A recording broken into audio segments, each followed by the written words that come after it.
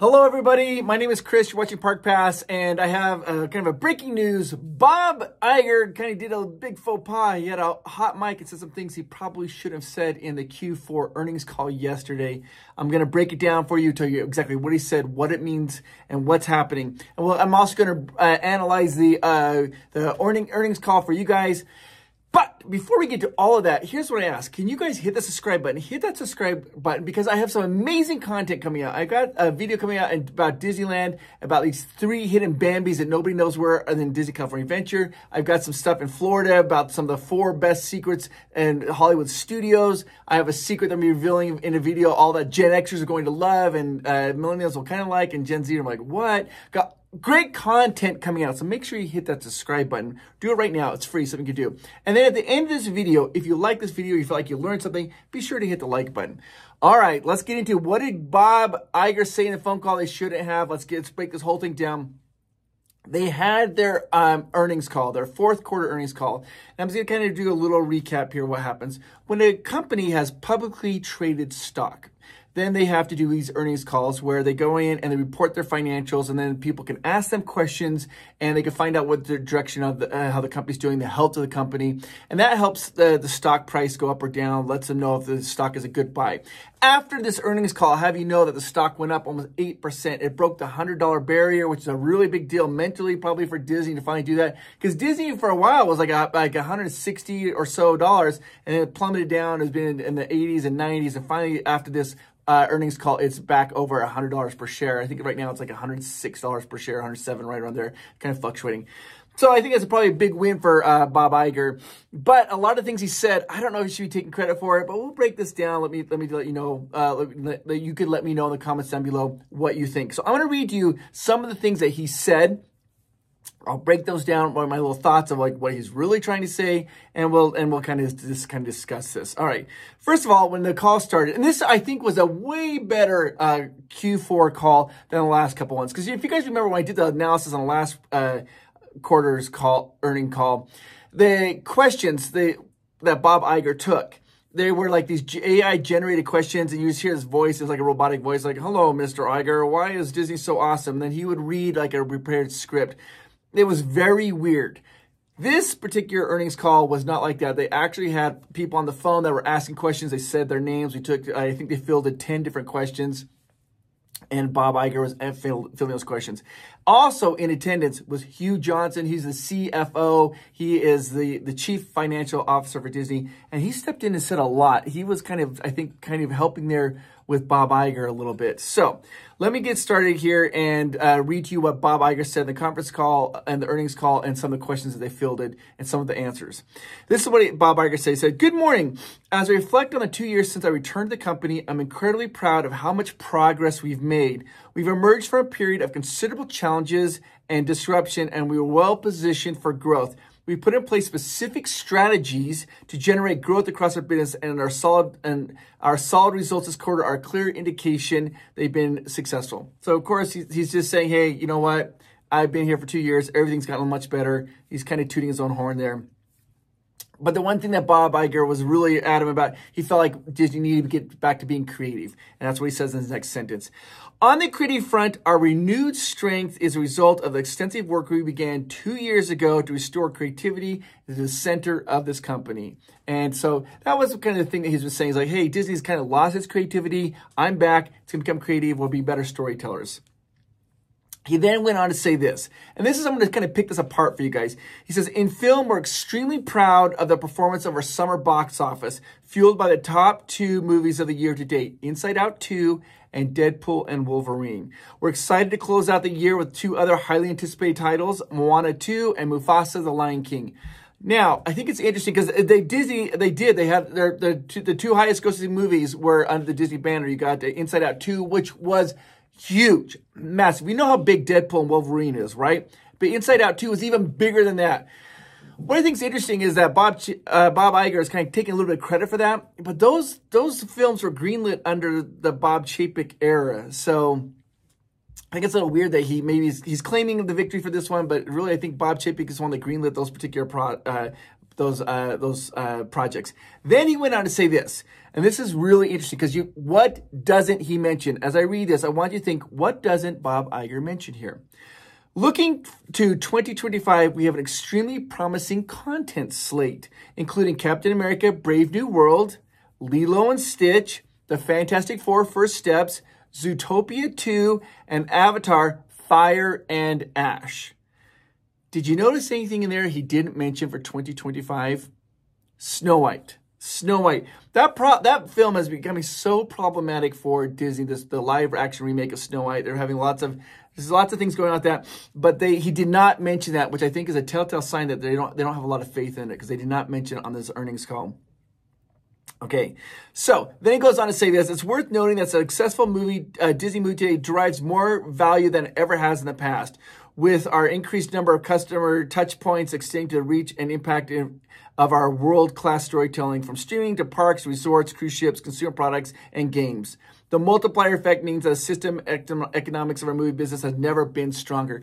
Really was just basically saying there is like, hey, if we have a really successful movie, it proliferates all the way down. We can sell more merchandise in the movie, in the theme parks, and then we get to have different kind of attractions and games, and it affects the cruise ships, all for a positive net gain. And so having these really profitable movies is really important to Disney. Of course it is, right? And by the way, they also talked about, Bob Iger also talked about how the cruise ships right now are very profitable for them. He's kind of tooting the horn on the movies. And then he talked a little bit here about ESPN. This was why still is like a head scratcher for me. I don't understand what they're trying to do with ESPN, but something Bob Iger really believes in it, because he brings it up in every earnings call.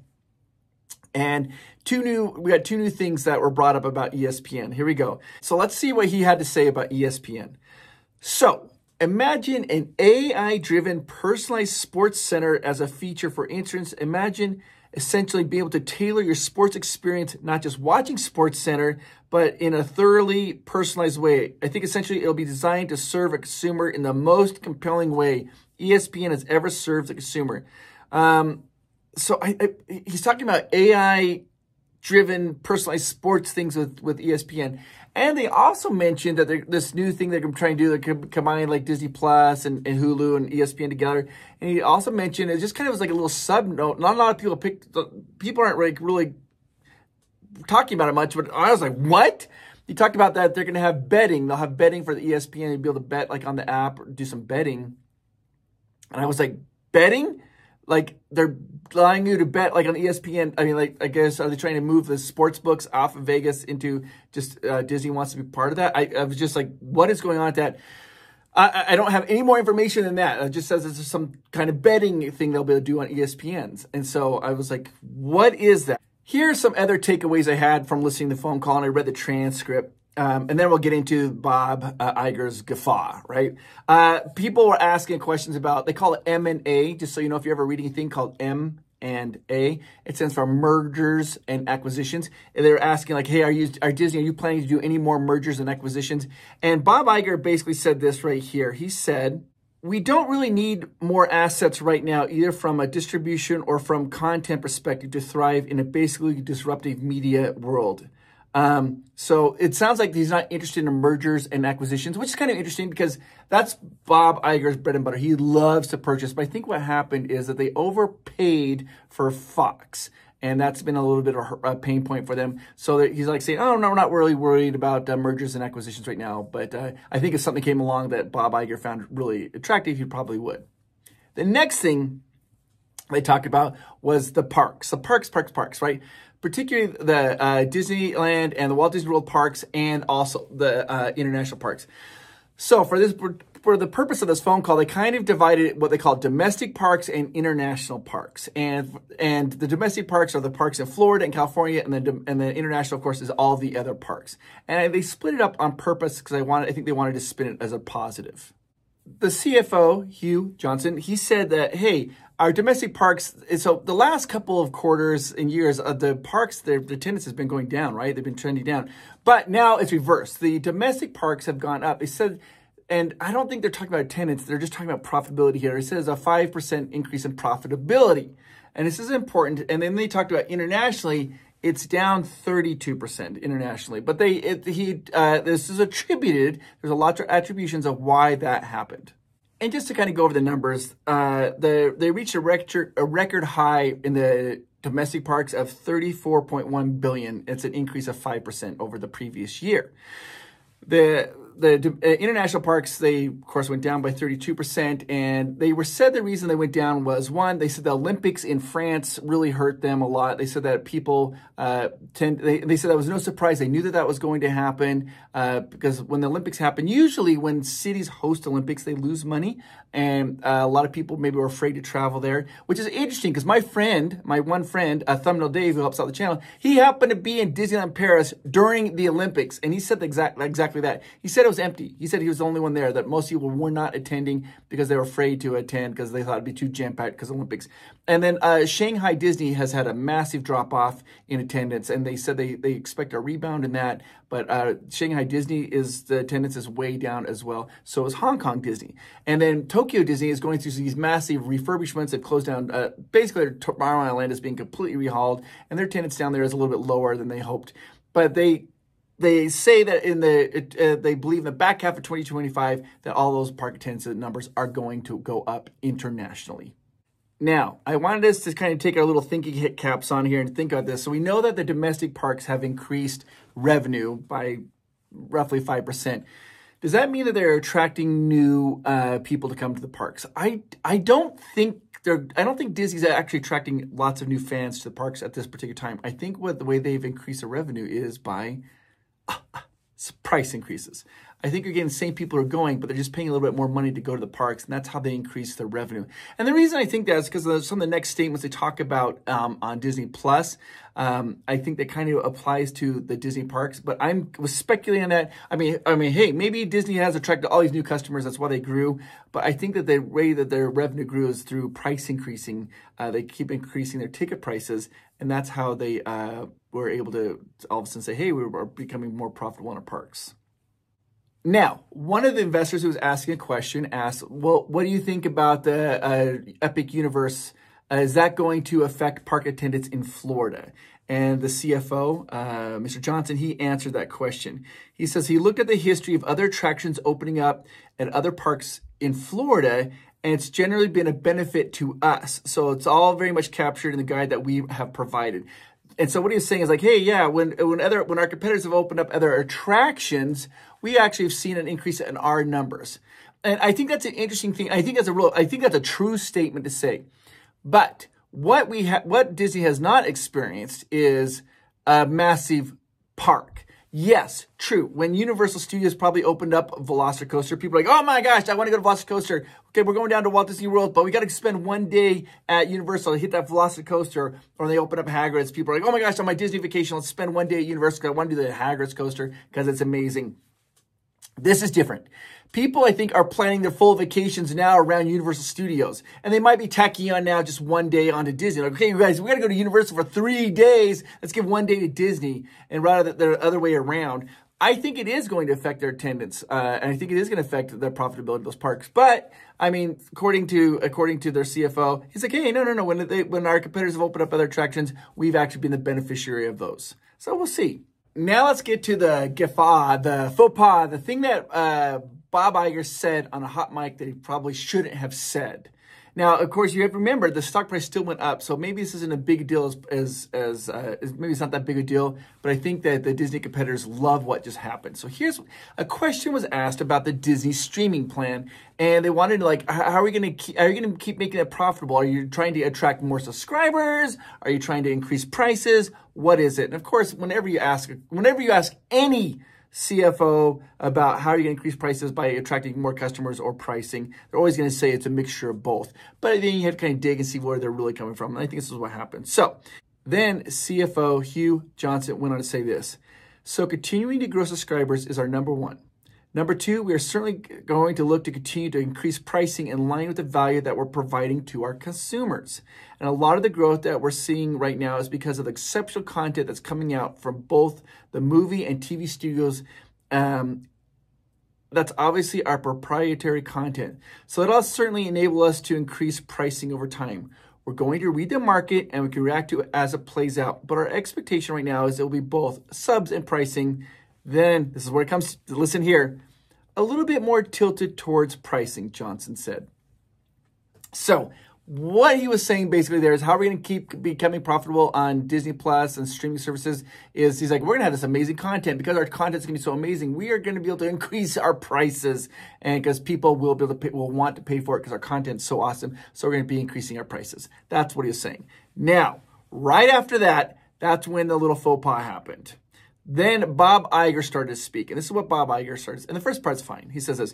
And if you look at some of our competitors who don't have, movies of basically that quality or, that level of success, they have to spend more in local content because they don't have that. The other thing I want to say about pricing, it's not just about raising pricing. It's about moving consumers. And this is where, so the CFO was just saying, hey, we have really good content, so we can increase prices. Then Bob Iger's like, yeah, he's like, and our competitors, they don't have this greatest content, so they have to rely on local content. This is it. Now we're starting to get all of a sudden he said this. Okay. Another thing I want to say about pricing, it's not just about raising pricing, it's about moving customers to the advertiser-supported side of the streaming platform. So right now in the United States, about 60% of our new subs are going to be buying our streaming services under the advertiser-supported or is what's called AVOD. And I'll break this down in just a second. That's okay for him to say. So what he's saying is like right now, about 60% of our new subscribers, they're going to go to where you have the ads on it. That's fine. That's pretty fine. Okay, so here is what Bob Iger said that he shouldn't have said. And then we'll break it all down and tell you what it really means. He says, and I think right now there's 37% of total subs in the United States and 30% globally are in the AVOD. I'll break that down. So the pricing that we recently put into place, which was increased pricing, was actually designed to move more people to the AVOD direction because we know that the ARPU and interest in it from the advertisers in streaming has grown. So that's what he said. He said that, right? Then the CFO, Hugh Johnson, gets on there and he starts talking. And while he's talking, Bob Iger didn't realize that his mic was still hot. He says, oh, I was like, sorry, I wasn't. He goes, I don't think I'm supposed to disclose those AVOD numbers. I wasn't supposed to disclose those AVOD numbers. Sorry, Hugh. And he apologized to the CFO. Now, the CFO, for his credit, he just kept going. He just ignored it and didn't bring anything to it. This is what I'm going to do. I'm going to play the audio right now. You'll see my face, but you'll hear, this is going to be Bob Iger talking. You hear what he has to say. You hear his little guffaw. Huge presence in India. Going forward, we will have... I don't know if I was supposed to disclose those AVOD numbers. We'll have a... Why is this important? So what is AVOD and what is ARPU? Let's kind of talk about that so you guys understand that. AVOD is advertisers based on video demand. What that advertising based on video demand, what that means is if you pay like a Disney Plus account or like a Netflix account that was called ad-based, it costs you less per month, right? But then they're going to show you commercials during your viewing experience. And advertisers love this. They want you to be in that plan. They don't want you to pay the other plan where you pay more money and get no advertisers. They want you to be in that plan, okay? ARPU, that's the average revenue per user. So ARPU that's how they know how much each particular viewer is worth to the company, like how much they're going to spend on a company. And ARPU is very essential to large corporations because they want to know how much is each customer worth to them. And that's what they're kind of trying to figure out. So when you go back and you read Bob Iger's last part of his quote, when he says 37% of our subs in the United States are AVOD and 30% globally, he's telling everybody right in the world, like how many of them are on the ad-supported, how many percentage of their subscribers are on the ad-supported tier. And we also know that the advertisers want to know. They want us to be on the ad-supported tier. That's what they're pushing for. Now, this is important because of Netflix. Netflix has never disclosed that. So if we come down here, I found some stuff. Netflix recently reported that their ad tier has reached 70 million monthly active users in just 2 years after its launch. From Netflix, they said, hey, we have 70 million viewers who are on the AVOD. And Bob Iger first started that. He says that they thought about 60% of our subs are going into it, which is fine. But we don't know, like, of all the, like, how many total, we don't really know. Netflix has been very tight-lipped, and they're not going to, that's proprietary information. They're not going to share that. Now, what happened is Disney announced, Bob Iger kind of said those numbers. That's going to let why is that a big deal? Well, it's a big deal. Really for us, it's not, but it is for the competitors. Now the competitors know exactly how much of the market share that Disney's trying to work with and what they're trying to do and how they're going to try to increase prices. So it gives the competitors a little bit of advantage. And also, it lets the advertisers to be aware, like, hey, there's a big, huge bucket here. We can keep putting money in, or we can be pulling money out, or like, if only 3 out of 10 people have Disney Plus are actually looking at our ads, maybe it's not worth it for us. So it could be a big deal. But apparently Wall Street didn't care, because after this call was ended, the stock went up. I think the reason the stock went up so much is because of the great presence of Inside Out 2. Inside Out 2 was massive, and Deadpool and Wolverine. Well, those are 2 huge hits, and Disney desperately needed them. And they've also, if you notice, they pulled back on their media. They don't have a lot of movies, or they weren't doing as many movies, only done 2 so far, and they got 2 more coming out. And so they're trying to end really strong and have this big, huge win for Bob Iger. And Bob Iger is tooting his horns like, we are now being creative again, or creating. But all that stuff that's coming out was put under Chapek. So I don't really know if he gets to claim it, but he is claiming it. And so that's what's happened. We'll see. We'll see. Disney's they're increasing prices, and that's why I think Disney if we go back and look how their plan for Disney Plus is to keep increasing prices, saying, hey, we're going to give you such good content, we're going to increase our prices. And we know that they're going to increase our prices because they want us to go to the cheaper tier, so we go to the AVOD to watch the advertisers. So now we know kind of what Disney's trying to do. And we also probably can take that, say, Disney's probably thinking the same lines as, like, we'll just keep increasing prices because people are coming to our parks. That's why our parks have been profitable this last little bit, is because we've increased our prices, not because they're attracting new users.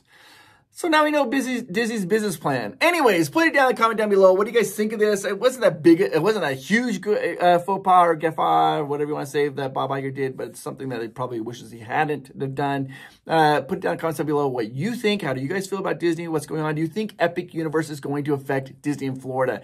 I want your opinions. And for those of you, I think this is really interesting, because something we can do here that Disney can't really do is I have a direct pipeline to you guys. For those of you who are planning on going to Epic Universe, are you planning on tacking on days for Disney? Put it down in the comments down below. So yeah, I'm going to go to Disney. I'm going to do Epic Universe, but kind of break it down. So I want to spend more time in Universal and less time at Disney. Or I'm going to say I want to spend more time at Disney and less time at Universal. It kind of gives me an idea of, like, is Disney really, are they onto it? Are they just saying, oh, it's no big deal. Epic Universe will not hurt us at all. In fact, we're going to have an increase in numbers. Or are more people going to be spending their time at Universal? Oh, okay. All right. Oh, whoa. One more thing. I'm talking about price increases. Right now, you guys, in Disney Plus, this is only for Disneyland people, for people who are thinking about going to Disneyland. If you're thinking of going to Disneyland between November 18th and December 27th, and basically next month, and you have a Disney Plus subscription, you can call 1-855-GETAWAY. When they answer the phone, tell them that Provost Park Pass sent you, and tell them you have a Disney Plus subscription. And if you buy a 2-day ticket, they'll give you the 3rd day for free. 3rd day for free. Disney never does this stuff. This is what's kind of crazy. So you could do that if you're planning on going the next month, but you have to have, they're going to double check your email for your subscription account. Or, by the way, there's also a Black Friday sale going on right now. Right now, adults at kids prices. And that's for both Disney parks, Florida and California. And also adults at kids prices for both Universal parks for 2025. So, but you have to purchase those. Click the link down below or call 1-855-GETAWAY and tell them Park Pass sent you, and you get the adults at kids prices. But that ends on Black Friday.